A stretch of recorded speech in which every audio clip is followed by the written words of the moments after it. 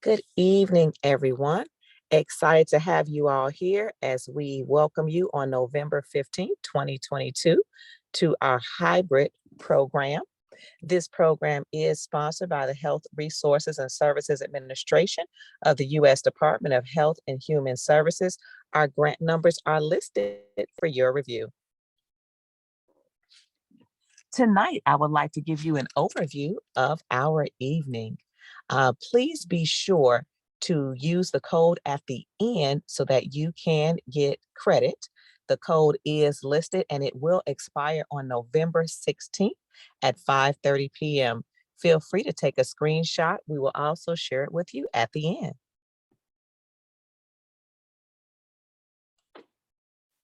My name is Dr. Katherine Y. Brown.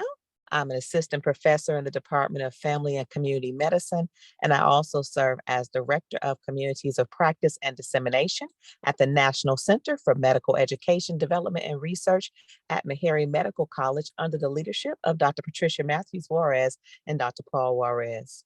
Following my introduction, you will receive a welcome by Mr. Ross Fleming III, Director of Behavioral Health Practice at Meharry Medical College, and Mr. Fleming will introduce tonight's presenter, followed by a Q&A and case study.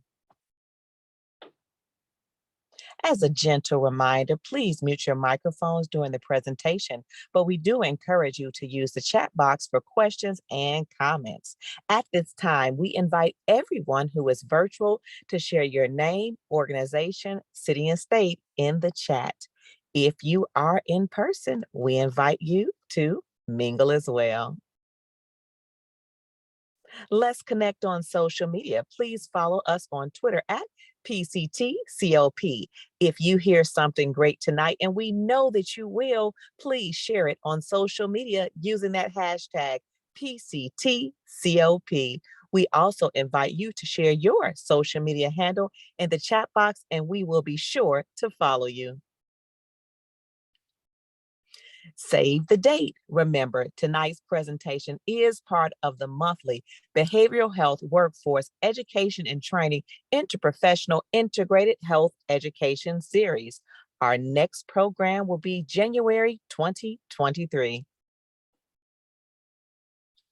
For more information, we have listed all of our collaborating partners this evening, along with their websites on the screen for your review.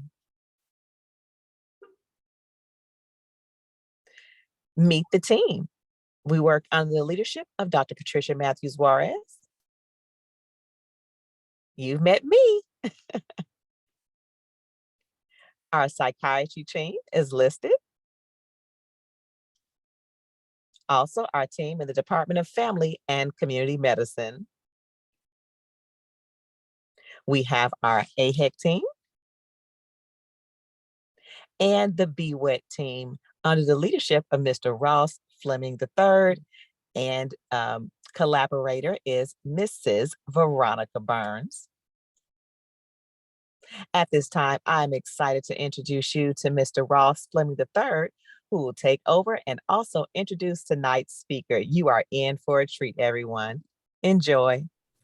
Good evening, everyone, and welcome to the Behavioral Health Workforce Education Training Lecture Series. As Dr. Brown said, I'm Director of Behavioral Health Practice, and tonight's topic is Health Equity and Behavioral Health Care, a call to action. This is being offered through a collaborative effort. Through an integrated health approach, the Departments of Psychiatry and Behavioral Health Sciences and Family and Community Medicine have collaborated with the Tennessee Area Education Centers to train residents, student scholars, and other health professionals to work with persons in rural, vulnerable, medically underserved communities. This approach will expand the number of behavioral health, family medicine, and other health professionals who will stay and work in primary care settings in Tennessee, as well as in rural and medically underserved communities nationwide. Tonight, we have an opportunity to expand our residents, student scholars, as well as others training as we hear from an expert in health equity. I hope you will listen and engage tonight in this very important topic.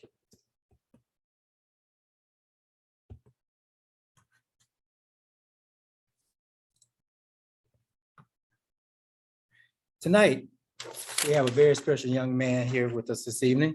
Dr. Quincy Byrdsong is the Vice Provost of Health Affairs at Lipscomb University in Nashville, Tennessee. He has an operational responsibility for providing the full spectrum of leadership for Lipscomb Health to include fostering a vision consistent with the spiritual and educational mission of Lipscomb.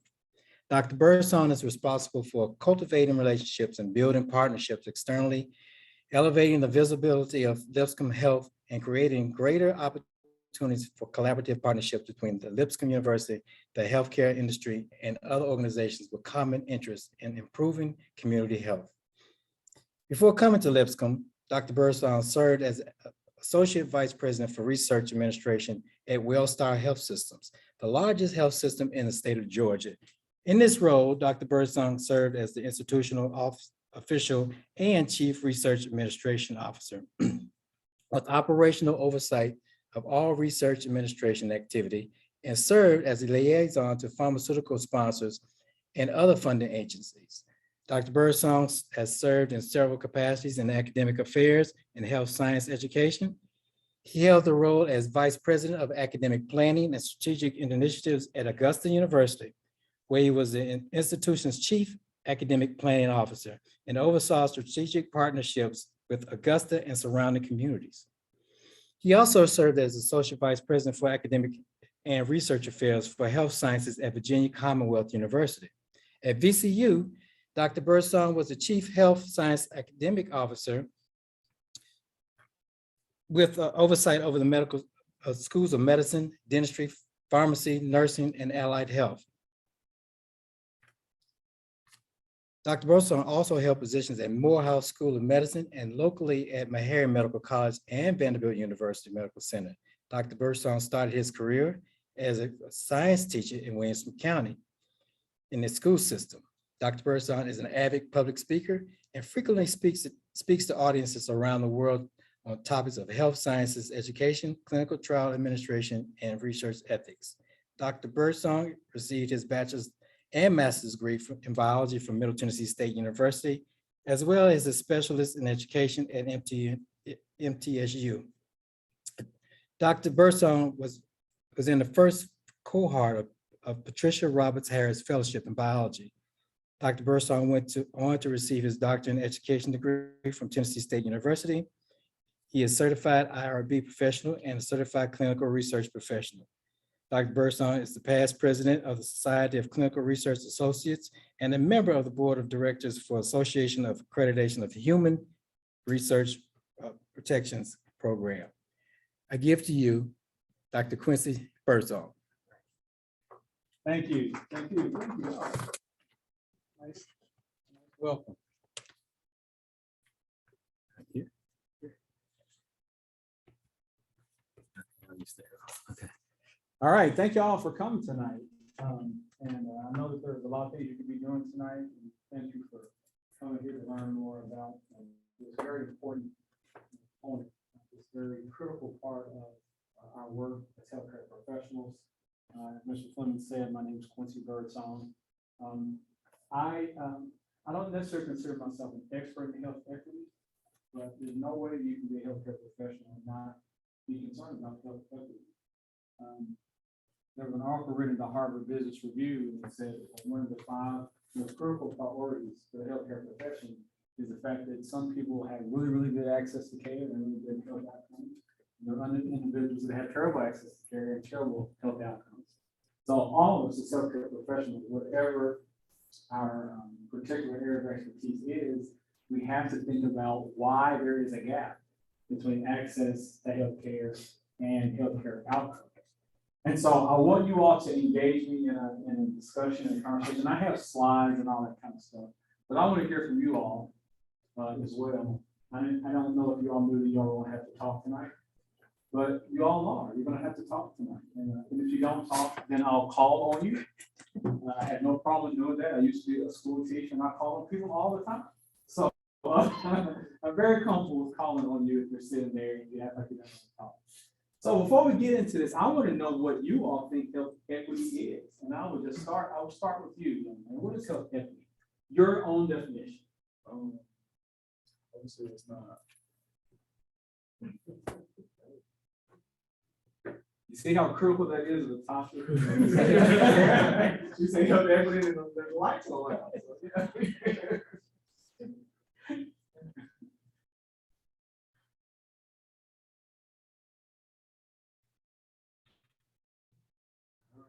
So.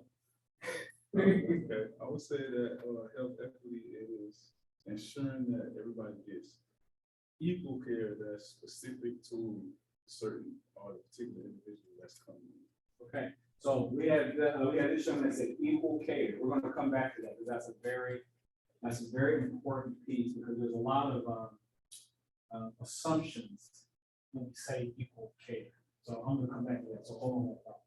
Yes, ma'am. Okay. So I feel as though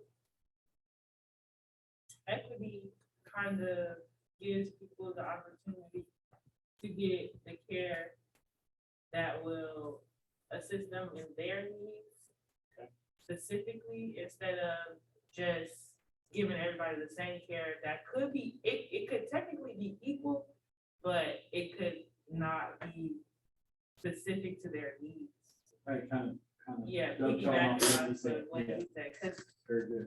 people always kind of think that equity and equality are the same thing, but it could be a hindrance in a sense if you try to like just put the two together, because they're technically not the same. Yeah, very good, very good. So to build off of what they said already, I said that people certain care at a specific time. So I think about that. Time, yeah. I think about things like insurance. Like you might need a certain need that maybe dental insurance cover more of, or you don't have enough dental insurance to cover what your need is at that time. Moment, you have to wait until the next cycle starts when you get the insurance, health insurance, all the time. I think because of that time limit, you can't get what you need at that moment. Well, another person does not have the same need as you do at the moment, so that's not. Excuse me, Dr. Excellent. Y'all want to put your mask down to talk so we can hear you, okay? Y'all don't mind me not wearing a mask. That's a real thing. I have 4 daughters. And I even do that. I think about the timing, when it rolls over and the deductible and all that. So yeah, that's what you're describing is not a hypothetical at all. I deal with that even in my own personal situation. And I have to think about, well, my 13-year-old needs braces. And so where am I in my deductible, and I get all the rest of my daughters, yeah. So I had to think about when I need to get the braces. She may need them at this time, but the time of my deductible, I may need to move it. So yeah, no, I definitely understand that situation. Yes, ma'am. Health equity. I believe it's giving patient-centered care and what they need, like she said at the time, regardless of what they can give in return. So maybe they don't have insurance, or maybe they can't pay for the surgery or something, but health equity is giving them what they need so that they can do their full potential regardless of their health status. Excellent, excellent. Like how you put that. Needs, equal versus equitable. Yeah, good. Health equity. I know you just came in. Sometimes you have to get in the game. You just got to start shooting. This is what I need you to do. So, where everyone is talking about their definition of health equity. So I guess have people Access. Okay.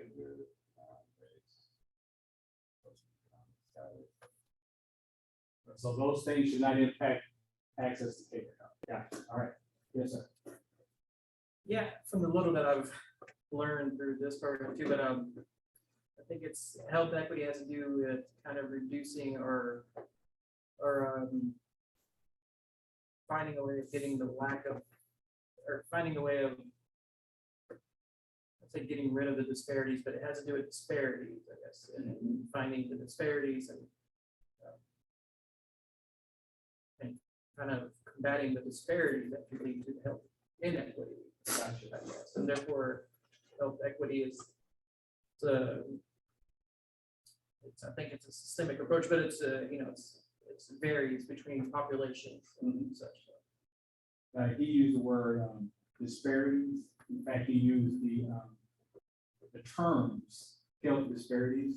And I'm sure that if you have any connection to Meharry at all, you've heard that term used a lot, or if Matthew Walker for that matter. We're gonna talk a little bit about health disparities. And what I'm gonna break down about health disparities, and it's gonna not just tonight.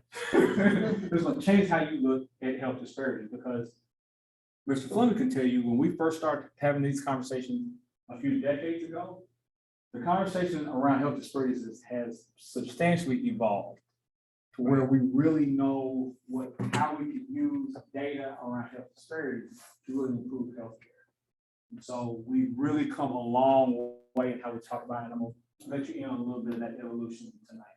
Yes, ma'am. So my colleagues were brilliant, so they really kind of covered it, but just to add like an example for like health equity for myself, it's very easy for me to get online and be able to book a doctor's appointment because I'm in the medical field and I'm good with technology versus, you know, a 70-year-old who doesn't, maybe they have the access, but they're not comfortable using it, so they're not gonna be able to get in and out or understand all the insurance and stuff as simply as someone like me could.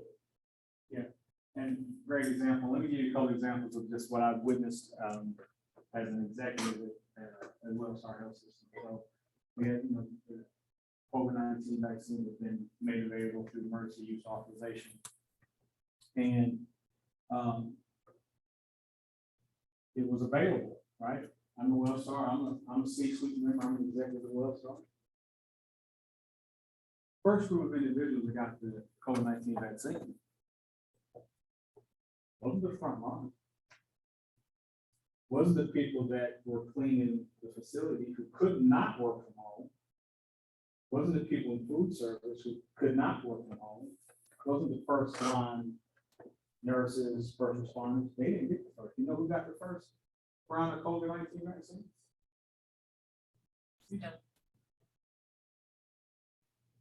CEO, CFO, they got the COVID-19 vaccine first. All of them were working. None of them even had to leave the house.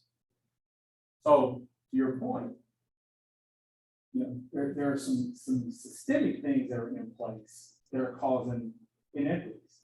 There's no reason why. And then I was offered the COVID-19 vaccine. I said, no, I'm good. It's not my turn. Make sure that the custodial staff has the first line of people in food service. Make sure they get it. When it's my turn, I'll get it. But I refuse to contribute to the inequity that was it was egregious, it was blatant. And then these jokers had the nerve, I know it's a very scientific word, jokers, but these jokers had the nerve to complain about, oh, my arms hurting. I'm like, you son of a blankety blank. Your arms hurt and this first line worker can't even get the vaccine? So yeah, give you another example. It's kind of making it real. When I was in Richmond, working late, my wife had a procedure. And my office was right across the street from the health system. My wife had a procedure, so she was in there. And I was, working late. I said, well, I'm off now. I'm gonna go check on my wife, see how she's doing. Oh, she's at the hospital. So I get over there. Now, mind you, my boss was the CEO of the whole hospital. Okay. So I walk into the hospital. Oh, Dr. Byrdsong, okay, how are you doing? What are you doing over here? Just the normal, kissing up that people do when they see somebody that they should be kissing up to, right? So they're kissing up to whatever. I said, oh, no, just stopping by, checking on my wife. So this is the physician I'm talking to. We go to where she is. She's sitting there. She had been sitting there for hours. And my wife is she really likes to dress up. So she's like dressed to the nines, but she's there for the procedure, so she's not dressed. She's got sweatshirt, sweatpants, got on some, got on her Skechers or whatever. She's just very, very comfortable. So today she's just this nondescript black woman that's in the hospital. Once they found out whose wife she was, now what did they do? Everybody is now. What if this had not been the wife of an executive at the hospital? Then what, she would have still been sitting there for probably another hour, and no one would have attended to her. So these are sort of the things that when we think about health equity or health inequity, there are some things that just happen, and we don't even realize what's going on. We don't even realize what's happening, but these are real health inequities that are they're systemic. They're motivated a lot of times by who we think is important. We don't think is important. It's motivated by how we lump multiple characteristics to a race, multiple characteristics to a gender, multiple characteristics to an ethnicity. All of these things contribute to inequities that we see in health. So I have a few slides that we're going to get into to kind of talk about sort of how we got here. And so this is what I'm. I'll use the return. Okay. So what we're going to do, just 4 objectives that we're going to try to cover. We're going to look at the history. So we're going to go all the way back to 19th century and even before to right now. We're going to look at the goals and the areas of focus for health equity. So behavioral health we'll talk about a lot, but we're going to look at some other areas as well. And I'm going to need you to help me figure out how we can help with these things. We're going to look at health equity specifically in the context of behavioral care, and then we're going to look at some strategies. And I had this really, really cool set of strategies. It's a handful of strategies that we can do to really fix this. So let's look at the history. So let's look at health inequity historically. So this goes all the way back to slavery. The only time a slave was ever seen was when they were in a situation where they could not perform duties as a slave. The slaves didn't have regular doctors. If the slave was broken down to the point where they could not perform their duties as a slave, would be the only time that they would see a healthcare professional. Now think about that. We're talking about centuries of Black people in particular, no health care. So from the very beginning, from the very introduction of Black people into this country, right out the gate, health inequity that was system created. And so we're talking about centuries, no health care. Now, United States, of course, the United States is never hypocritical, ever. So, but but the United States, there were a couple of times in the history of this country, I will have to give this country credit. There were 2 times that they tried to address these inequities. First time was right after slavery. All right, remember, right after slavery, you had universities. They were designed to train healthcare professionals. Meharry Medical College is actually one of them, right? So you had that. You had food services. You had these these food sort of like barns where people could go and get quality food. You had clinics that were set up in Black communities where the slaves had located to set up a better condition for their families. So that was one time. The other time was Civil Rights Act, 1964, right? And so this was when there was a big push for Black people in particular to have the same access to everything, right? Education, voting, all these things. Healthcare was one of them. So in the hundreds of years history of this country,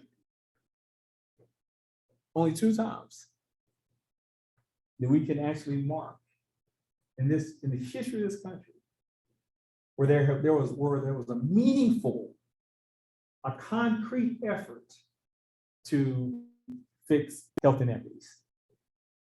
What do y'all think about that?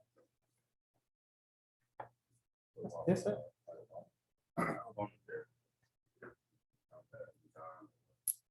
To reduce health inequities? Affordable Care Act. hold on to that thought. We're gonna come back to that. Because there were parts of the Affordable Care Act that, that addressed access.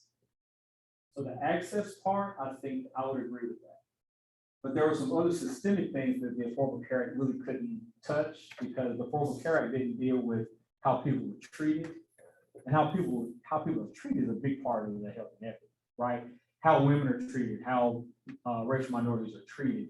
That Affordable Care Act kind of fell short in talking about the treatment of individuals. But I agree, Affordable Care Act did address many of the access deficiencies. Yeah.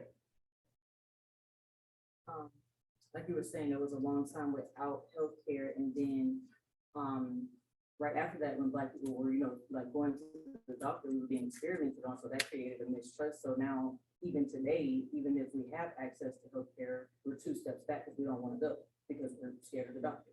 Yeah, that trust thing is huge. It's been a huge barrier for healthcare, been a huge barrier for research.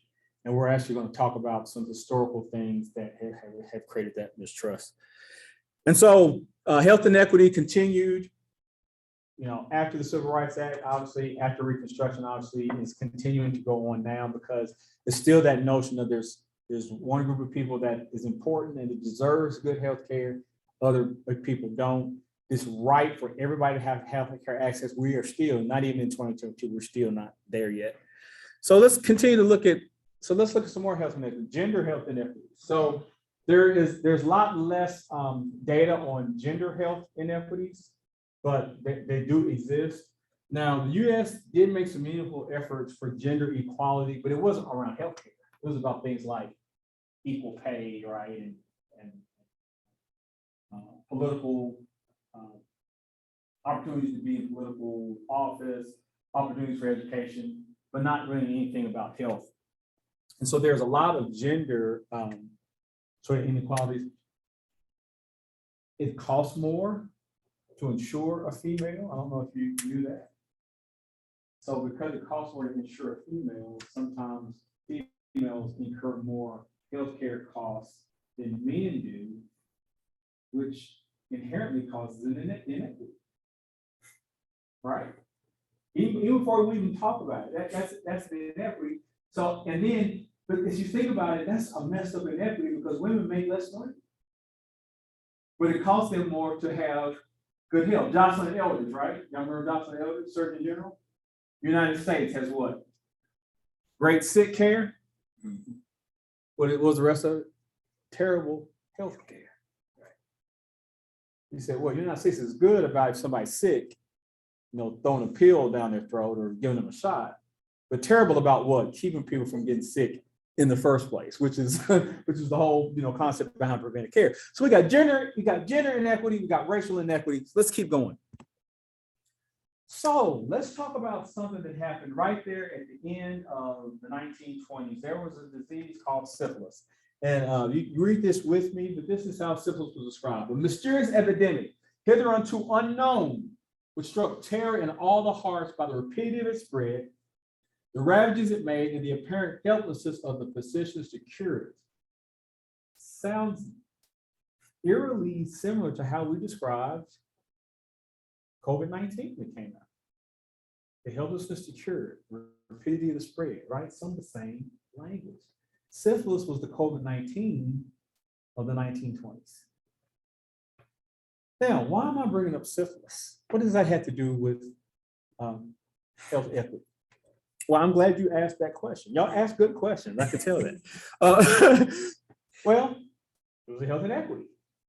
More Black people had syphilis than non-Black people.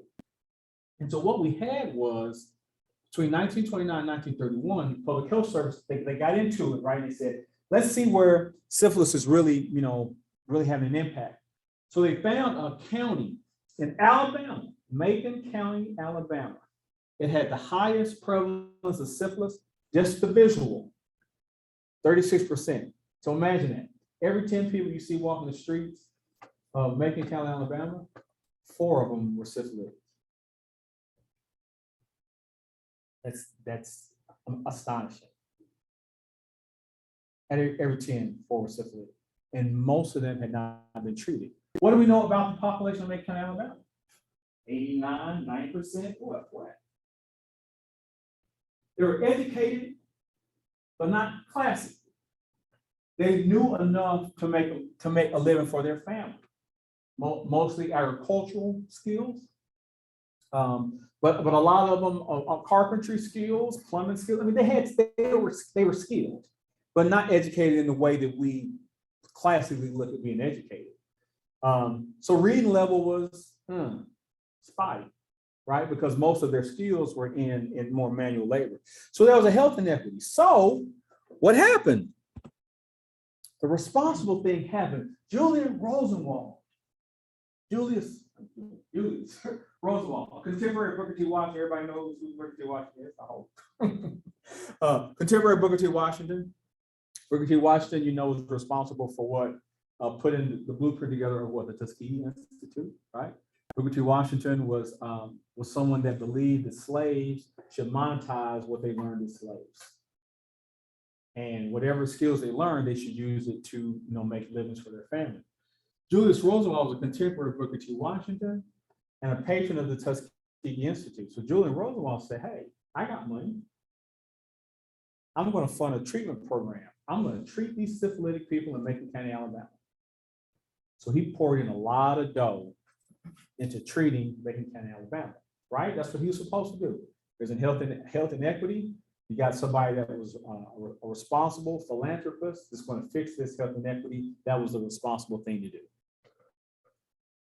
But this is when it went sideways.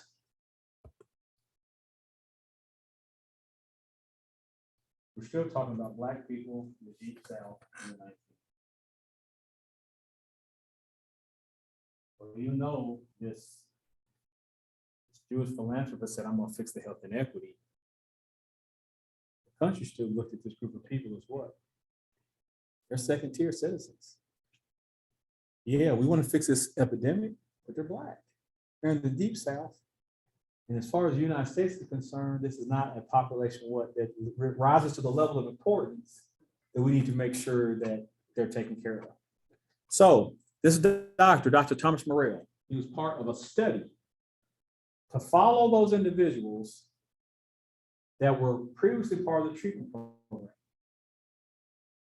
But instead of treating them, let's stop treatment. And let's just follow them untreated. Let's experiment. Dr. Morrell said, the future of the Negro, this is a scientist in this study. Future of the Negro lies more in the research laboratory than in the schools.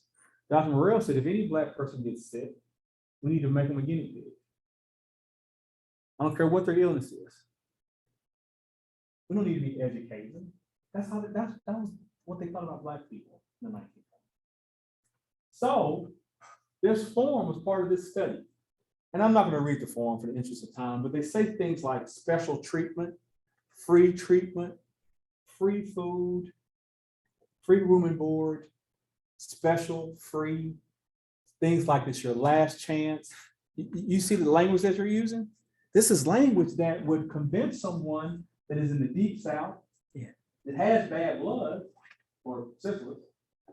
Bad blood is just a term that they use in the Deep South, and my mom had to turn me on to what bad blood. I didn't know what bad blood was. My mom said that's what they used to call. You got any kind of sickness. My mom's from Mississippi. You got sick any kind of way. Bad blood is what they called it. So syphilis was no different. If they had said that you had syphilis, they probably would not even know what they were talking about. So they said bad blood. So all these finality language, and this is what they use to convince them to continue to go through this. And so this is the timeline. They had the treatment programs, they ran out of money. They got the US government to pay for a study to follow them untreated. And this study lasted for 40 years. So let's put this in perspective. You have a group of individuals, 400 of them, all have syphilis. The federal government pays a group of physicians to not treat them, to not treat them. The US government paid for them to not treat them. And they thought that it was okay that they were supporting this. And these individuals are none the wiser. They think they're being treated. So they were lied to for 40 years. We wonder why today there's something in the back of our psyche that makes us what? Not want to trust. Now, obviously, there are things in place now, mechanisms in place, that it would be extremely difficult. Let me just put that out. It would be extremely difficult for this to happen now. That's because all the things that we have in place, like Institutional Review Board, ethics committees, particularly federal funding, there's a lot of hoops you got to jump through to get anything funded by the federal government now. So that it would be very difficult. I'm not going to say impossible. It would be very difficult for this to happen now, but fairly funded. See, when I talk about the system, federal government ensured that they did not get treatment. Treatment for syphilis came about, what, 10 years into this? Penicillin was shown to be a very good treatment. But the federal government said, no, we're going to continue to pay this group of physicians to not treat these individuals, even though there was a treatment available.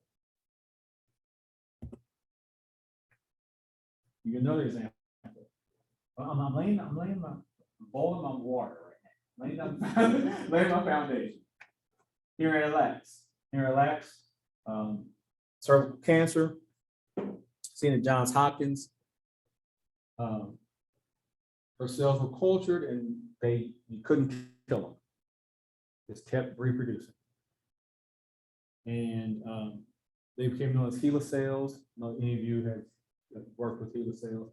I worked with Ms. Fleming. I worked with HeLa cells for years and never knew that this was who was named that. I worked with all my undergrad and grad, so HeLa cells. Never knew that this was but in 2011, there was a book written about her situation. Why am I bringing this up? Does this have anything to do with health inequity? Well, let's see.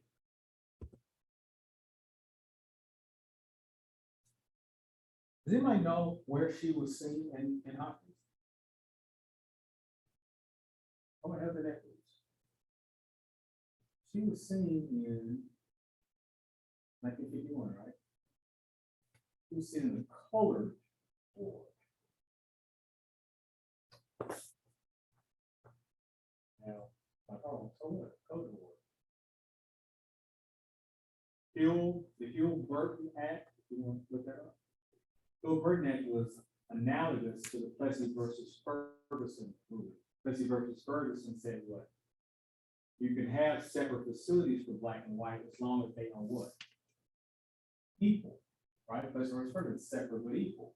Hill-Burton was the healthcare equivalent to Plessy versus Ferguson. So Hill-Burton said in a healthcare facility, you can have separate, right? Separate for black and white as long as what? They were equal. Well, what did we find was wrong with Plessy versus Ferguson? They weren't equal. by definition, the fact that they were separate facilities told you that they weren't equal. If they were equal, then why would they need to be separate? Right. So what we saw in Hopkins, the colored ward, it was separate and it was not equal. She did not get the same level of health care that people got that were not in the colored ward. We found that out because of the Henrietta Lacks situation. Also, this whole concept of informed consent. What was discussed with her regarding her cells? Nothing. And they used the excuses, oh, we're going to take everybody's cells and see what happens. Well, Henrietta Lacks, because she was in the colored ward, she was what? Voiceless. Now, if you're voiceless, how can you fight for your own healthcare situation? And she did not only represent a voiceless individual, she represented a whole voiceless race of people. So this is just another example of sort of the things that have been in place historically that have brought us to the point now where Quincy Byrdsong has to talk to you in 2022 about health equity. is because the historical things that have led us up to this point. So let's get a good definition of health equity. And I agree that you all are brilliant. As our colleagues say, you all are brilliant. This is health equity. Health equity is achieved when every person has the opportunity to attain his or her full what? Health potential. So that includes things like access, includes things like being able to talk through a health situation, being able to be in charge of your own healthcare situation. That's all part of health equity. Full health potential, and no one is disadvantaged from achieving this potential because of what? You said it, because of social position or other socially determined circumstances. This is our definition of health equity. That's not Quincy Byrdsong's definition. That's a CDC definition, but I think it's a good one. And for the purposes of your pursuits to be a healthcare professional, this is probably a good one for you to use. And it's continuing to evolve, but right now this describes where we are, I think, pretty well. So we're going to go ahead and start with some examples. Some real basic examples. Cancer. So look at all the health inequities in cancer. So smoking is linked to education level. Did y'all know that? So who do you think smokes more educated people or less educated people? What do y'all? Okay. Y'all like, I'm like, dang, I don't know about this. I feel like that's the very hard one because it was popular for a while. So some of those people may have more education now than they did back then and still will smoke because it's an addiction. So now you're smoking, even though you know, it's like, well, it feels good. Excellent point. Excellent point. Until about the late 1960s, something like 65–70% of the adult population smoked. But that was before, we knew that it, wasn't good for you and stuff. But yeah, most of the population in the United States smoked. And so if you had already developed an addiction to smoking, by the time you found it was good, it was like, it's like my uncle was 80-something years old, and the doctor said, you got to quit smoking and drinking. He was like, man, he's like, I'm 88 years old. I'm just smoking and drinking all my life. What am I going to stop now for? But that's kind of the mindset, right? And think about it, smoking. We know that smoking is not a physical addiction, right? Smoking is a psychological addiction. Because you're not just addicted to the nicotine. What? You're addicted to opening up the box of cigarette, pulling the cigarette out, putting it up to your mouth, lighting it. You're addicted to the whole process. And so when they try to get you to, change to a vape, or they change to a thing, it doesn't work because what? It's the whole thing that you're addicted to. That's why things like hypnosis and things like that become better ways to cure smoking than some of these things that you would do for a physical addiction like heroin or cocaine.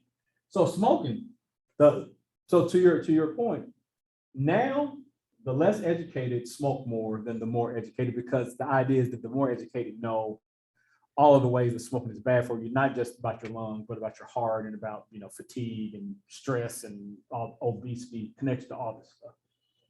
Obesity is linked to zip code. I heard a CEO say that the number that is the most predictive of health outcomes, he says, your zip code. And I thought that was so powerful. He's like, no, it's not the numbers you think. He said the greatest predictor of what your health is your zip code. And if you look at zip codes, even in Nashville, Tennessee, if you look at zip codes, there's a strong correlation between your zip code and your health. And it's unfortunate, but zip codes, and Nashville is kind of one of those weird cities. It's one of those weird cities, it's particularly now. It's kind of like, and I used to live in Atlanta, and I also live in Richmond, kind of similar situations there. In Richmond and Atlanta, and then to a certain degree, Nashville, you have two zip codes that are miles apart. One is one of the richest zip codes in the city, and the other is one of the poorest, but they're close together. Atlanta is like that. Richmond's like that. And Nashville is becoming that. You go down Jefferson Street, and then you got zip codes that are, they're like, literally miles apart. One is at the very, very lowest part of socioeconomic class, and down the street is at the highest. And so, but zip code determines how can people that are in that close proximity have such markedly different health outcomes. It's because all the other factors that are contributing to the health inequity that we've already brought out. Screening is linked to socioeconomic status, right? So when we're talking about cancer, people of higher socioeconomic status, what? They're willing to take a couple of hours away from their job, go get a screening. Well, people lost, and I know people personally, man, I ain't taking off. I don't get a screening. You crazy? Time and a half. Shoot, I'm not fooling with y'all. All right, I'm not taking off this screening. I even know people that have been diagnosed with cancer that are not willing to take off to get a treatment.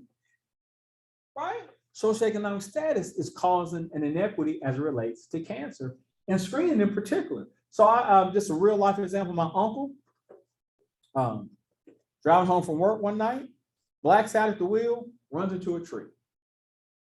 Take to the emergency room. What did they find out? Find out that he what? Had a brain tumor. And why did he not know that? Well, he was work. I'm not taking off work to go to the doctor.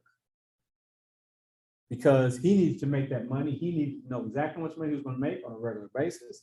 But my uncle was very low socioeconomic status, so he never went to the doctor. So the first time he finds out that he has cancer is what? When he blacks out at the wheel and runs into a tree. Unfortunately, that's the situation with a lot of people that are low socioeconomic. And I'm not even going to say race, because there's black people that have a lot of money. So I don't want to present, and this is a problem with health inequity too, Mr. Fleming, is that this concept of all black people are broken, uneducated, that is like 1930s. We're talking about 2022, and the black people are making money. And black people spend a lot of money. Ask my wife.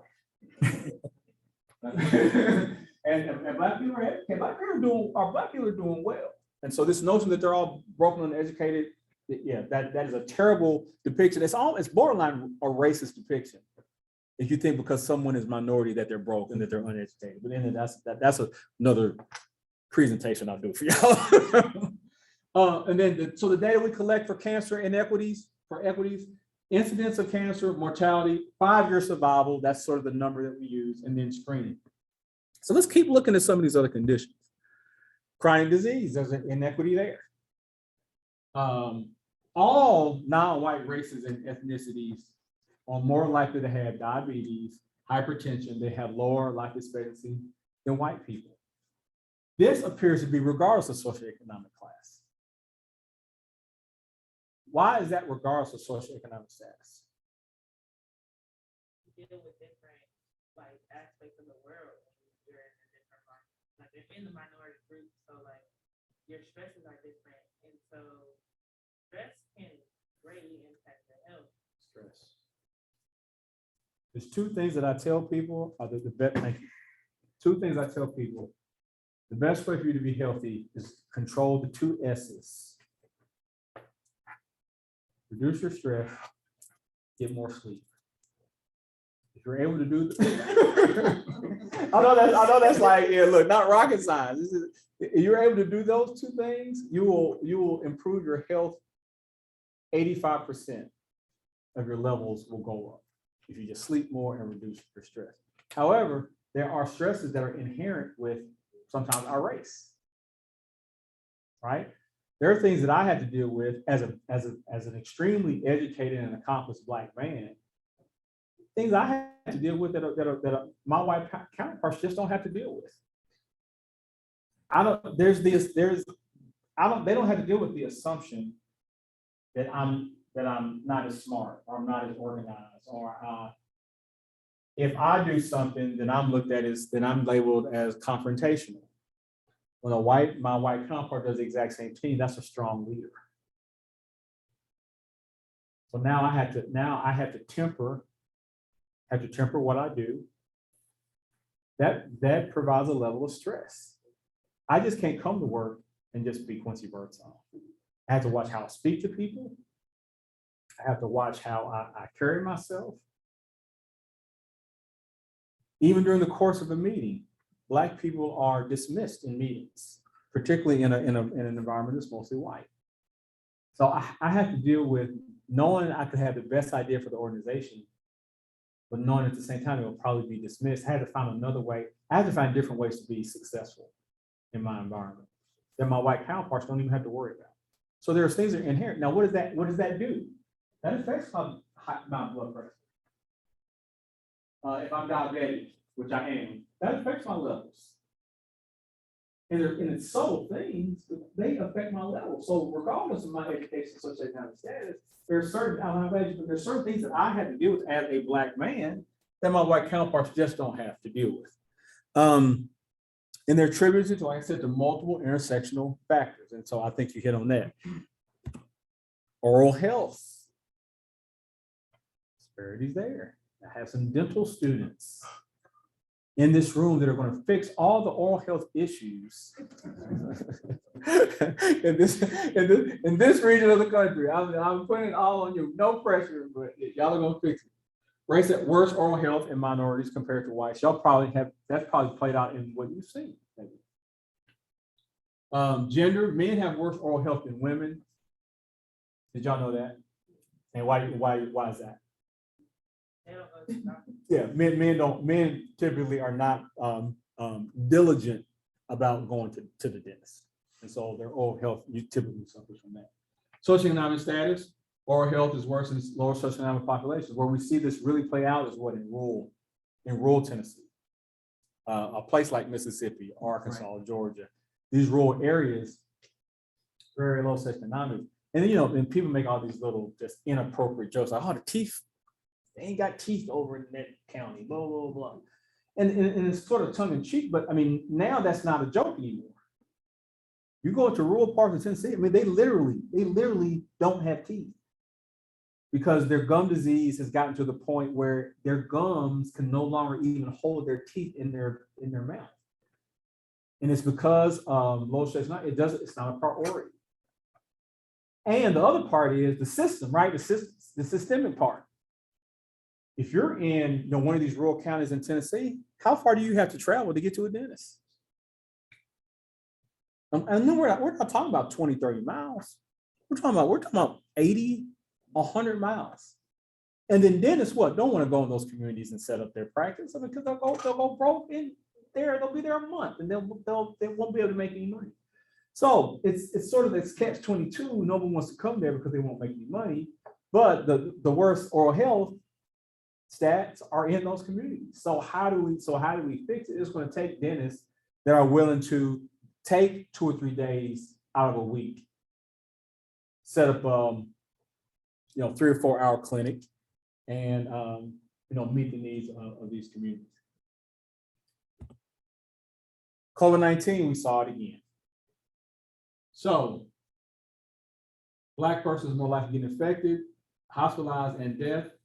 Hispanic or Latinos more likely to be infected, hospitalized, or death. But then we had clinical trials to figure out the best way to stop the spread is by vaccination, right? That's what we determined. But look who we had in our studies. The COVID-19 was the vaccine. The Pfizer study only had 9.8% of the clinical trial subjects were Black.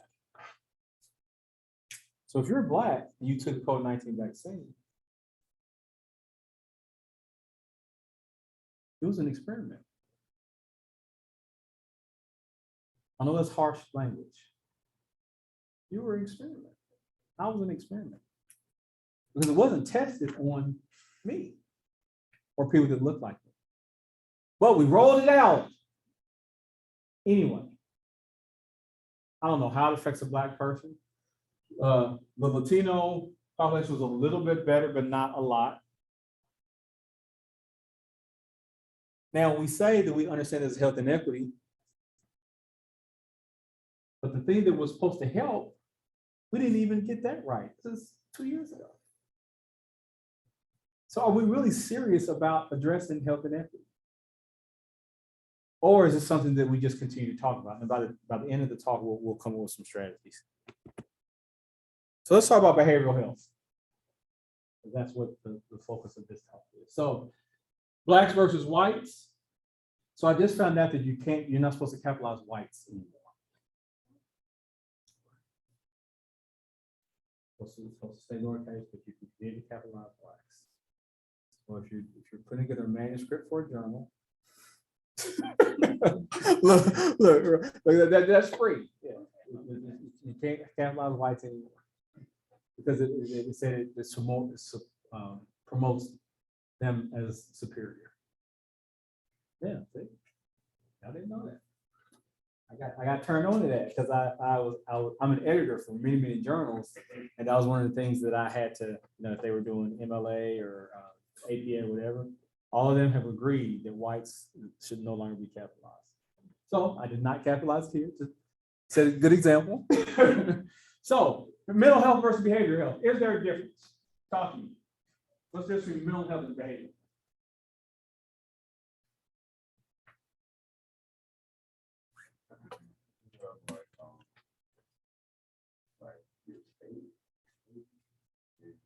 Like how you go about stress and whatnot.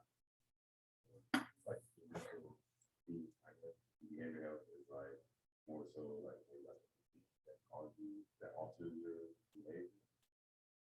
Okay, great definitions. Flip it. And then you got the perfect response. The mental is more of there is a condition. It's causing you to have some sort of mental disorder. Behavioral is more how you behave based on, so a mental health condition would be something like what schizophrenia. Behavioral condition would be more like what substance abuse, right? So it's more how behavior carries out. Now, substance abuse is a disorder. Now, don't misunderstand me, but it's more characterized, and please, Mr. Flynn, chime in. It's more characterized as a behavioral health disorder than it is a mental health disorder, if that makes sense. Mental health disorder, schizophrenia, severe depression, all those are more characterized as mental health issues you get medication for. The other ones, substance abuse, alcoholism, those kinds of things are more considered behavioral. But there is a very subtle distinction, and a lot of times they're used interchangeably. So I don't think you could go wrong if you call them either a behavioral health disorder or a mental health disorder. But mental health statistics are similar across races and ethnicities. Where we see the inequities is where and who gets services. Now, me as a Black man, I don't care how depressed I get, I'm not going to see a therapist. Now, at some point, I may need to rethink that. But that's just how we're wired. But no, I got this, friends. This. Strong. Man, I got this. Nothing's gonna get me down. I got this. So Black males are not likely to get services. Doesn't mean that I'm any less depressed than a white male. But I'm just not likely to get services because I'm wired. Men are less likely to get services for depression in general, whether they're Black or white. Drug and alcohol use. Did you all know that Blacks have higher illicit drug use than whites, but less alcohol and opioid abuse? That sound accurate? So basically what it's saying is, I just put it in layman's terms, Black people smoke more weed. I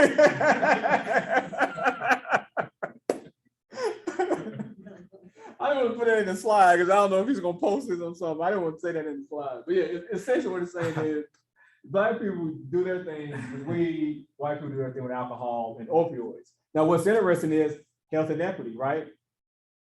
I grew up in the 80s and 90s, and there was this thing, there's this drug crack. And crack was like, rampant, even in Nashville. I actually knew people that were, either sold crack or used crack, unfortunately. But crack was considered a crime issue. Now, fast forward to 2022, now crack was mostly used and it was almost exclusively sold in Black communities by Black people to Black people. The people that were strung out on crack, a lot of them were in minority populations. So it was a crime issue.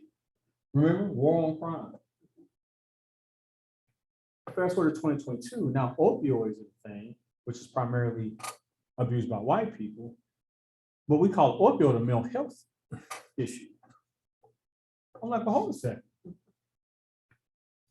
Still talking about abuse, still talking about addiction, but when it's mostly white people, you see these subtle things that are contributing to the inequity. When it was black people, no, this is a crime issue. War on crime, war on crime. Every president was saying war on crime. Everybody from Ronald Reagan, George Bush, is building war on crime. Opioid, we need to fix this mental health crisis. Interesting, but it contributes to why we have this divide. Other data, Blacks are less likely to participate in research because of what we said, the trust issue. More likely to go to the emergency room. I got a friend, I love her to death, but she goes to the emergency room all the time, just for nothing. And she's like, oh no, I got some breathing, always something. So she's always in the emergency room. And then Blacks are more likely to be diagnosed as schizophrenic, and less likely to be diagnosed as a mood disorder. And that's more what white people get. Do you think you're overdiagnosed? Oh yeah, we're overdiagnosed for most behavioral health issues. We're more, I mean, and that starts from when we're a little kid. We're more commonly diagnosed to have ADHD. We're more diagnosed to have a learning disability. It starts when we're a little kid and it sticks with us. And then when we get to be adults, we're overdiagnosed for everything else. Men and women. So let's talk about the differences there. Women are more likely than men to experience depression, PTSD, anxiety, and commit suicide. Women are less likely than men to abuse alcohol and drugs. However, women are less likely to disclose alcohol abuse compared to men. Women are a lot less likely to say, hey, I'm an alcoholic. Men are more likely to say that they're alcoholic than a woman is, because it's sort of a gender association thing. We don't associate alcoholism with women typically in this profession, but women suffer from it as much as men do, but they're not likely to disclose it. Women are more likely to disclose a behavioral condition to their PCP, whereas men want to see a specialist. So a man's not going to go to their regular doctor and say, hey, I'm having depression. But they may schedule something with a therapist and they're with their PCP not being in the loop, and talk to a counselor. Because to say that to their regular doctor that they're going to see on all occasions, men are less likely to do that. Women are more likely to be prescribed psychotropic medication than men, and women are also more likely to be diagnosed with depression more so than men, even if the symptoms are the same. Why is that? Women, uterus, the Latin word for uterus is what? Hysteria. We get the word hysterical. The healthcare profession just thinks women are crazy. So when a woman comes to the doctor and complains about anything, the doctor is like, oh, they're crazy, they're a woman. And I grew up thinking that. Thought my mom was crazy, thought all my aunts were crazy, my grandmama definitely was crazy. At least in my head. Then I get married, I'm like, my wife crazy, I got 4 daughters, all them crazy, right? They're just crazy. Women just crazy and women just hysterical. But that was the notion that the healthcare profession took on. So when women needed to be diagnosed for stuff, it was like, yeah, they're crazy. Even if the man comes with the same thing, the woman's going to be diagnosed as crazy. Appalachian, the other underserved population, Appalachian had terrible health outcomes, worse than any other group in terms of, because what? Low socioeconomic status, rural, they don't have access, they're far away from everything, they don't have any money, they use a lot of opioid addiction in Appalachian communities, and a lot of deaths related to opioid overdoses. And they do this thing called folk medicine, which in Western medicine terminology, we would consider that not to be real medicine, but Appalachian communities, they live by it. And if they're living by that, and then you come in with a more structured healthcare regimen, they're going to be reluctant to do that.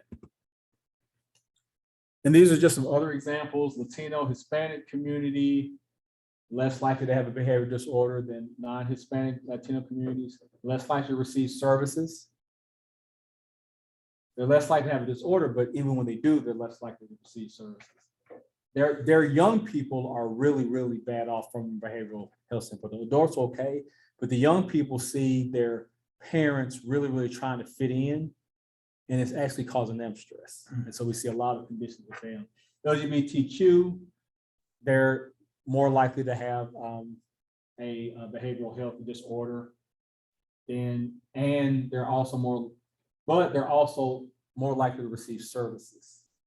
So the LGBT community has been shown to get treatment when they're in a situation where they feel like they're having high anxiety. And so that is good to know about that community. But there is, the women are more likely to suffer from alcohol and substance, where the men are likely to suffer from alcohol and substance abuse compared to their straight and heterosexual counterparts. Muslim, it's considered shameful for them to admit that they have a mental health thing. So if there is high mental health issues in the Muslim community, we don't know about it because they're not getting services and they're not even admitting that they have an issue. So where do we go from here? I told you I was going to give y'all some strategies, and then I'm done. Understand the true goal of health equity is to eliminate health disparities for everybody. It's not for everybody to have equal care, because that assumes what? There's one. Yeah, as soon as the majority population has the best care. If we're using that as the standard, we'll never get to where we need to be. Because there's situations where we say, okay, we got the black person, the white person, they have the same care, but the white person's care isn't even good. So why are we measuring up the minority population to them? It's like the old way we used to look at health disparities. Oh, well, the black woman dies at 55, the white woman dies at 70 from breast cancer. The old way we used to look at health disparities, oh, the black woman dies at 70. Oh, we've eliminated the health disparity. But did you really accomplish anything? The goal was to do what? For both of them to live to their 85. What's for them to die at the same time? Right? But that conversation now has evolved. We realize that it's not about doing something at the same time. It's about how do we get the best healthcare for everybody. Then we have to acknowledge the impact of racism. And I could talk all night about this, but racism, and I've given you examples all throughout the talk of where racism fits into this. We have to acknowledge that racism is a lot of the reason why we have health inequities, regardless of socioeconomic status, regardless of where you live. As long as certain minority groups are considered to be less intelligent, less resourced, less, as long as they're considered to be inferior, we're always going to have to deal with health inequities. So that's a huge thing. So 3 ethical principles, 3 strategies, and then I'm going to be done. The 3 ethical principles are information, independence, and importance. We got to make sure that we're giving everybody the right amount of information, regardless of their race or gender, regardless of their sexual identity, regardless of their religion. We have to all give them the information. Enhance their decision making. Have long conversations. Educate through community and planning and outreach. Information, information, information. That's got to be the first ethical principle of eliminating health inequity. Then independence. We got to give individuals control of their healthcare situation. We need to quit telling them who they are, what they believe, why they do what they do. We need to quit making assumptions about because you are this, then that means that your disposition has to be that. We have to give them the independence to make their own decisions, give them the information first, but then give them the independence to make their decision. And then lastly, everybody has to be important. Until we get through this issue of some people are important and some people aren't, we're going to always have health inequities. And we even need to look at that from an intra-cultural perspective. Even how we look at our own people. We got to improve that. Assuming when we see a female patient come in with a child that they're single. That's more assumed what if the person is Black that's bringing in their child. it's assumed that a father is not in the house. Right? These are the kinds of things we even do to our own people, and we have to stop doing that. Strategies, engage the community, we talked about that. Use data to get the workforce better. Prioritize behavioral health even when we recruit people to our faculty. So maybe that is not their specialty, but behavioral health is really something that all specialties need to worry about. I don't care if you're going to be a dentist, an MD, regardless of what you're going to do, behavioral health is an important part of that. So those were the 3 ethical principles: information, independence, and importance. And then these are the 3 strategies. Move from principle to practice.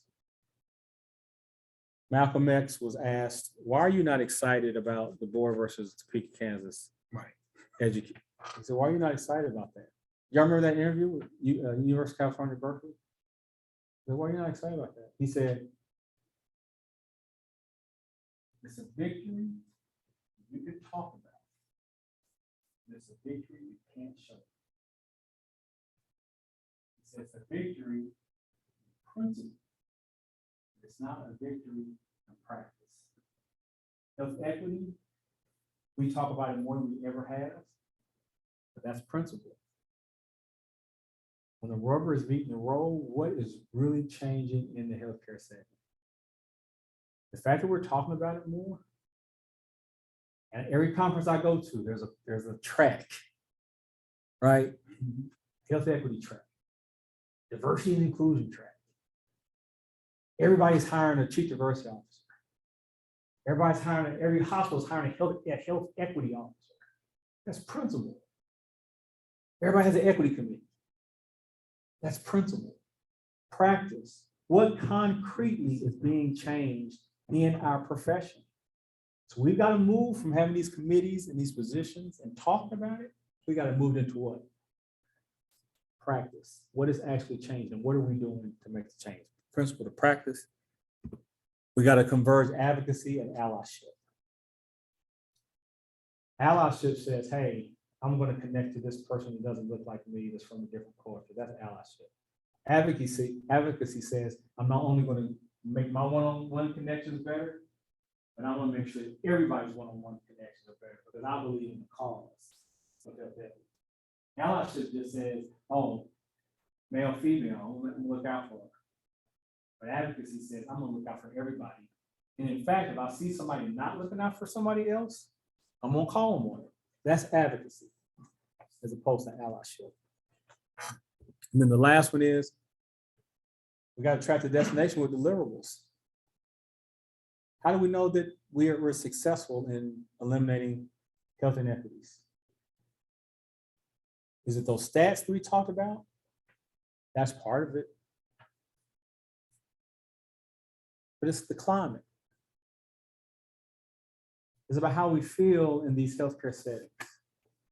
How do people feel like they belong when they come into a healthcare setting and they're like my wife? My wife should be able to come into a healthcare setting looking bummy and still be treated with the same respect that she would have if she were dressed to the nines like she normally does.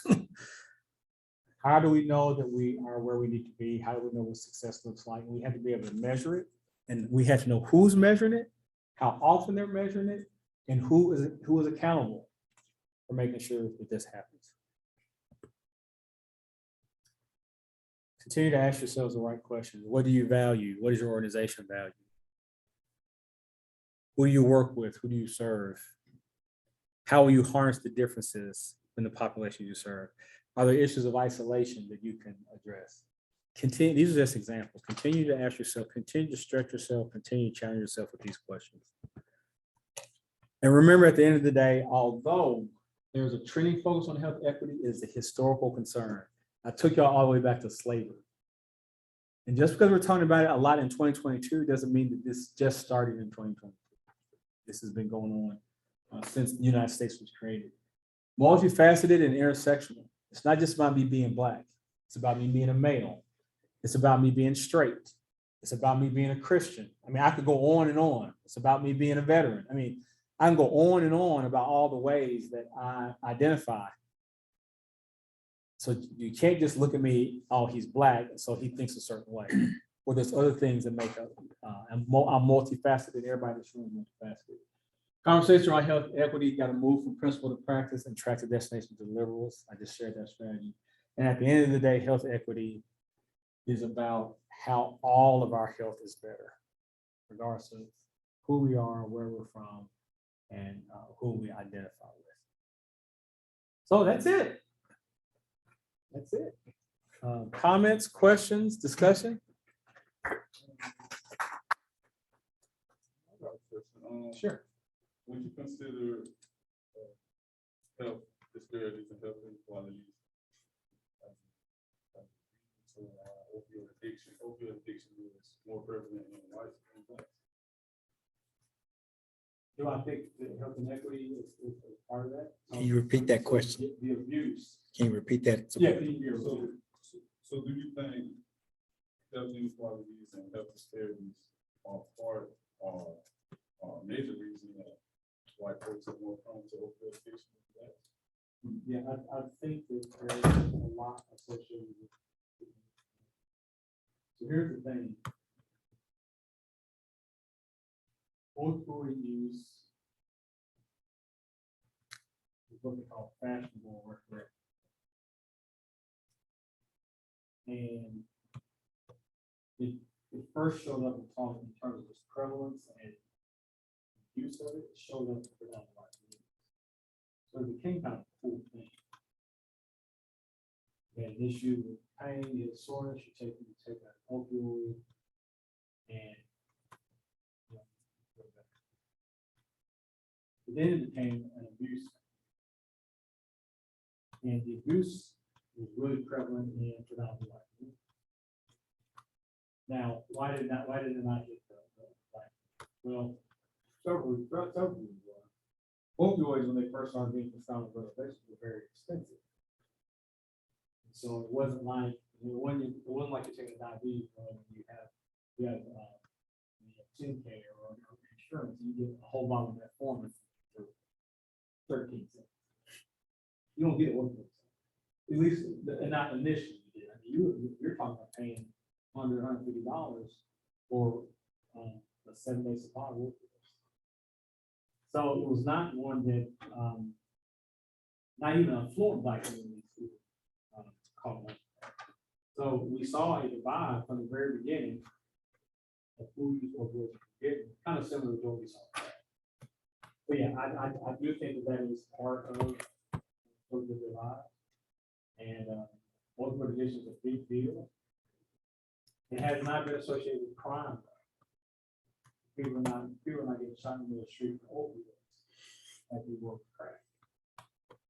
However, the addiction is no different. Opioid addiction is extremely, extremely dangerous. Now, I've seen people high on an opioid, and I've seen people high on crack. It's very simple in terms of how it makes you feel. Now, when you see a crack addict, they're pretty aloof. When you see someone smoke crack, you almost wonder why it doesn't even look like it's a good feel. You look at it, they take a hit of the pipe and then they're just wasted. Opioid, they're wasted too, but it takes a little more time. With crack, you take a hit of the pipe, you waste right there. Opioid, it takes a little more time to get to that point, but at the end of the day, you have that same wasted kind of feeling. So yeah, no, I think that there's a To add on to that, do you think as blacks that we should take that as a win or no? Definitely not a win. I don't think we should take any. So anything is impact our communities. It's just the crack thing is y'all are a lot younger than me, so I'm not saying we're not impacted by the crack. I'm pretty sure you weren't impacted in the way that I was. I remember when I got back from boot camp and I was at the club. What was that club? Rhythm? Not the Rhythm. I'm older than you. Clarksville Highway. It was called a bunch of things. Oh, more betters. Mobetters, yes. Mobetters, came right back from boot camp. Mobetters, we were all hanging out outside. During Christmas, I was there between boot camp and A school. I was just home for Christmas. Out there and we're hanging out in the parking lot. Next thing I know.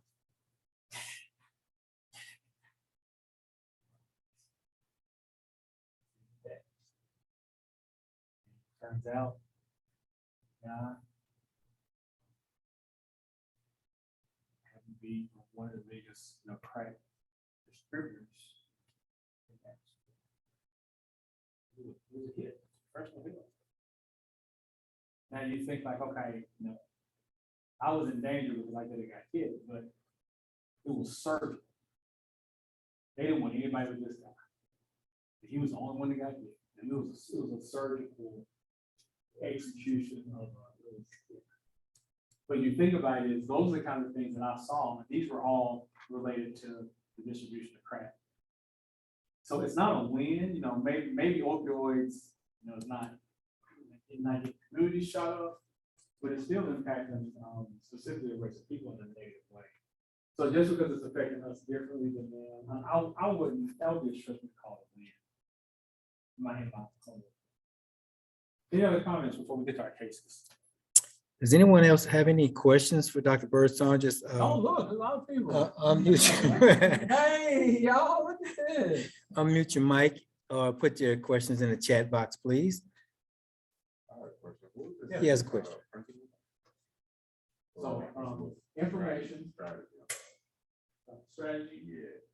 Oh, so the first strategy was moved from principal to practice? Converge, allyship, advocacy. Allyship is like one-on-one.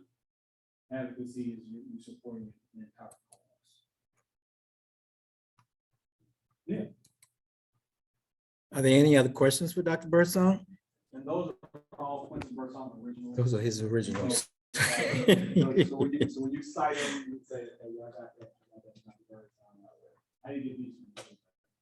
Principle versus practice, that's a play on the. That's it. I get it. Anybody else? Thoughts? Does this resonate with you all in terms of what your responsibilities are going to be moving forward? There's a lot for you all to do. And I will say this, Ms. Fleming and Ms. Drummond, y'all can attest to this because we all came up, through the whole the Meharry way, and we've seen a lot in Nashville. We've all been here, between the three of us, we've been here 100 years. Right. But, and I'm sure that they can both attest to this. I feel differently about your generation of healthcare professionals than I did my own. What we did, whether this is good or bad, we were just told what to do when we went out there and did it. We were never asked to have our own approaches, our own thoughts. We just did what we were told, and we just went out there and did it. And so because of that, we were not able to impact our generation of healthcare probably in the way that you're going to be able to. Because you are actually growing, you all are being trained during a time where it's expected for you to challenge the status quo. Not only expected, but it's encouraged for you to challenge the status quo. You all have access to information we just didn't have. I mean, we didn't have anybody talking about this kind of stuff to us when we were. But you all do. So you all have the information. So with much information, what comes what much responsibility, right? You all have a chance to impact healthcare professionals in ways we never could. So I'm encouraged by you all being here tonight. I'm encouraged by what you're going to do for our profession. And I look forward to just sitting back and watching what your generation does. Because y'all are going to really unique. Proud of you all for choosing us as a profession. United States, we spend the most money in healthcare than any developed country in the world. Yet still what? The most disease-burdened country. With sickness, but we spend the most uninsured in the world. So that's sort of a, I don't know, sort of a paradox, right? Why are we putting the most resources in healthcare if we have the worst outcomes? There seems to be a pretty significant disconnect there. You all know that. So that's another part of what you can do to kind of level the playing field, at least to the extent that you can. I don't think the playing field will ever be completely level. But I think you can contribute to make it more level than it would have been. Thank you, Dr. Byrdsong. Yeah, At this time, we're going to make a transition. And those of you who are on online on Zoom right now that are not the AHEC scholars, you can really sign off right now. And the AHEC scholars, please stay on because we're going to do at least one case study before we leave tonight. So thank you, Dr. Byrdsong. That was a very intriguing lecture. And I want to say goodnight to all of those who, my psychiatry and family medicine residents. I'm thank you for y'all for attending this evening. Is Dr. Matthews Juarez on the line tonight by any chance? I do not see her. I do not see her either. Oh, thank you, Dr. Ramesh. Okay, so what we're going to do now is just transition back to our PowerPoint, and we're going to pull up our case studies. We're going to do at least Thank you. one. And those of you who want to stay on, please stay on and then join us with the case studies.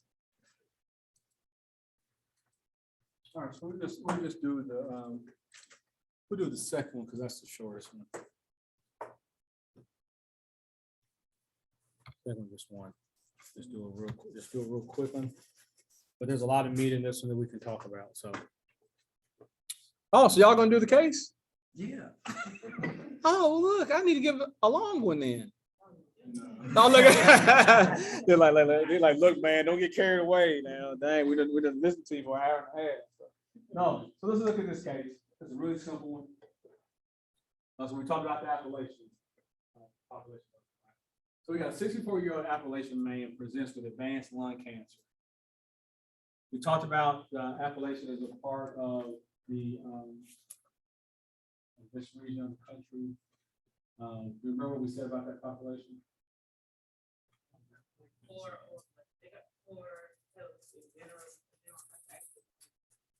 Access, and even if they did have access, what? They don't have money.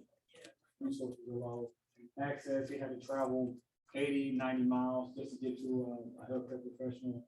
And then, so they don't have the socioeconomic means to have good healthcare, nor do they have the motivation because what? They rely on formula, have high amounts of depression. They self-medicate because Appalachian population also has the highest rate of opioid use. So they're self-medicating. So now we have an individual here that's presented with advanced lung cancer. So now advanced lung cancer, what do we know about advanced lung cancer?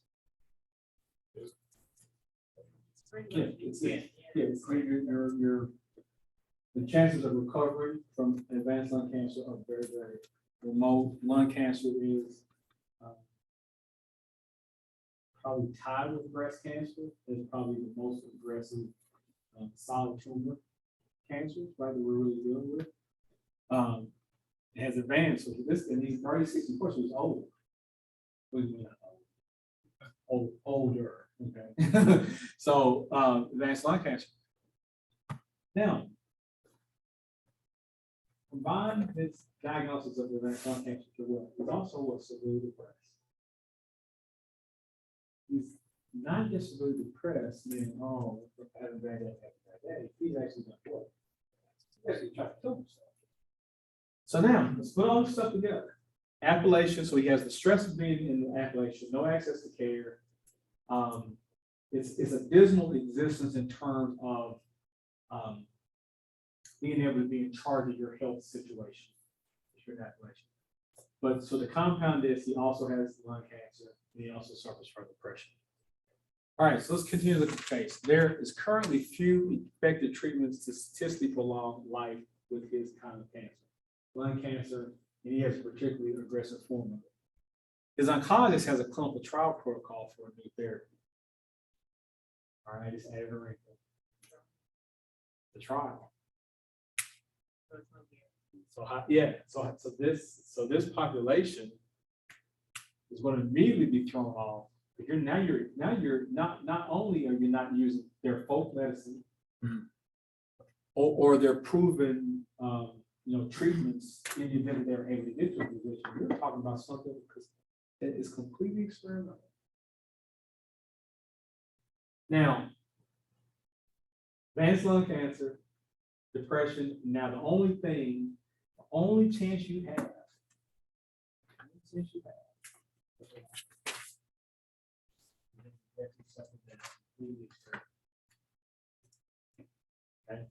All right, let's carry this one out. The patient's brother and legal guardian, they want him to participate in this trial, right? Because they see it as a chance for their brother to live. But it says the patient who's clinically depressed refuses and states he is not interested in the therapy. His psychiatrist is concerned that this may be a subtle way of committing suicide. Because this is a promising therapy, it's experimental, but it gives him a better chance of what he's currently doing.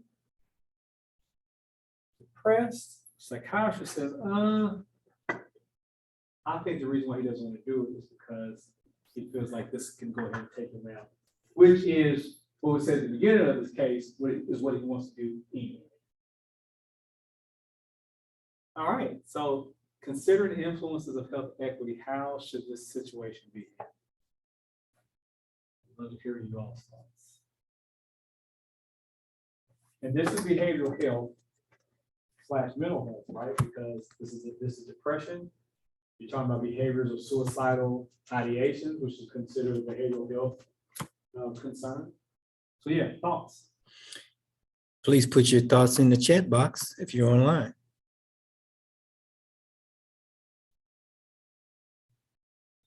I'm not sure that I completely think that he's just taking it as an account. Because they say it's advanced cancer, so like, for example, I watched Grey's Anatomy, as we probably all have. And so Hey, I know what's good. Y'all love Grey's Anatomy. So if you watched it, if not, sorry, I ruined it, but Maggie, her mom had cancer, and she put her in this clinical trial, and it just pushed her to the max. And they say, oh, it gets worse before it gets better, but ultimately, she ended up dying anyway. So ultimately, he could end up dying regardless of whether he gets the clinical trial. And then you have to, don't you have to be eligible to get in the clinical trial? Like, so there's a lot of factors. Like, I don't technically think that that's the case. And he should have didn't we talk about autonomy, having his own, like, say in his treatment? The most important principle of medical ethics is autonomy. I'm an ethics professor, so I mean, yeah, the most important principle. You have a I couple. see one here, perform a formal psych evaluation. I think that would be a great thing to incorporate into this case, because you get a formal psych evaluation, meaning that this person is from a psychological standpoint in sound mind to make a decision. And then that would even further support their autonomous posture, right? They're of sound mind, so they should be able to make a decision regarding their health. The thing about autonomy is, well, it doesn't matter if a patient chooses to do something we know is bad for them, right? That it's autonomous. Yeah, it's always their choice. So I like that. As long as wellness and safety checks regarding risk assessment, thank you, Renice Martin, are considered. Could try to understand why he's opposed to taking therapy. All right, so Alvin brings up a good point of, it kind of touches on autonomy. So if you're getting ready to perform a procedure, they say, I don't want to do it. Are you supposed to ask why? You can ask why, but you're not supposed to implement. But if they say no after I explain it, there's nothing else to do. There you go. You always ask why, because the reason why they're saying no, it could be, what, they don't really understand everything involved, right? And so you want to make sure that, now, once you tell them everything's involved, they still say no, then it's just a no. But I like what you said about, maybe you need to ask what is going on in terms of what is his, I guess, his mental approach to this decision. That's all we have at this point. Okay, and then Renee said, think about the I'm sorry. risk, okay? Yeah. Ask him about his understanding, okay, that's the same thing. Consider there's really nothing more. Yeah, sort of the finality of he's gonna die regardless of what he does. Now, let's switch this out. Let's say that this is not an appellation. So this is Missouri, right? In this case, any different? We're not talking about folk medicine. Let's say we're talking about a white male, retired CEO, got a fat pension.